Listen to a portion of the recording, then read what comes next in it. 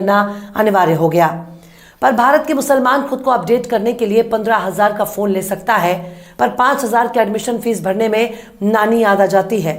School कॉलेजों में भेदभाव के शिकार भी मुसलमान होते जा रहे हैं। इनके पास ना तो कोई सामाजिक लीडर है, ना ही पॉलिटिकल लीडर।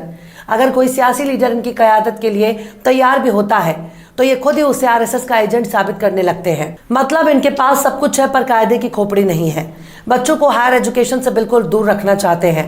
खासकर लड़कियों के मामले में मुसलमान दिन ब दिन पिछड़ता जा रहा है।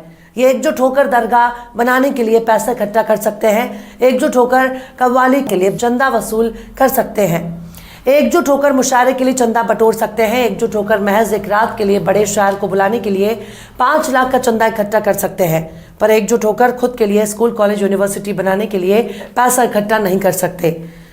फिरका परस्ती के नाम पर आपस में लड़ाने वाले मौलाना की तकरीर के लिए इनके पास पैसा है, पर अपने बच्चों को पढ़ाने के लिए ना तो इनके पास पैसा है, ना ही हौसला। एक फर्जी मुकदमा अगर पड़ोसी पर दर्ज हो जाता है तो हफ्तों तक मोहल्ले वाले उसके घर की तरफ नजर उठाकर भी नहीं देखते। यह है मुसलमानों का हाल। यूं ही कोई बुलडोजर लेकर नहीं पहुंच जाता। मुर्दों के बीच हर चलने फिरने और टोपी लगाने वाली लोग जिंदा नहीं कहे जा सकते। जिंदा होने के लिए जिंदा नजर आना भी जरूरी है। इनके पास सब कुछ है, पर इकट्ठा होकर अपना नेता चुनकर संसद और विधानसभा में पहुंचाने की ताकत नहीं है। अगर मुसलमानों के बीच से कोई एक नेता खड़ा हो जाता है, उसको गिराने के लिए खुद इन्हीं के बीच से एक और मुसलमान खड़ा होकर मुकाबला करता है। लिहाजा ऐसे ऐसे लोग चुनाव जीतकर मुसलमानों के सिर पर तांडव करने लगते हैं, जिनको मुसलमान तो छोड़ दीजिए, हिंदुओं में ही ज्यादातर लोग नहीं जानते।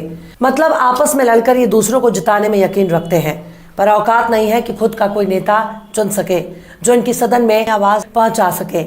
इस वक्त मुसलमानों ने बस एक ही महारत हासिल कर ली है, और वो है थाना। मुस्लिमों में कोई नेता मिले ना मिले, लेकिन दलाल जरूर मिल जाएंगे जो थाने की दलाली करते हैं, जो आपके बीच में घुसकर मुखबिरी करते हैं और दारू मुर्गा के लिए अपना ईमान बेच देते हैं।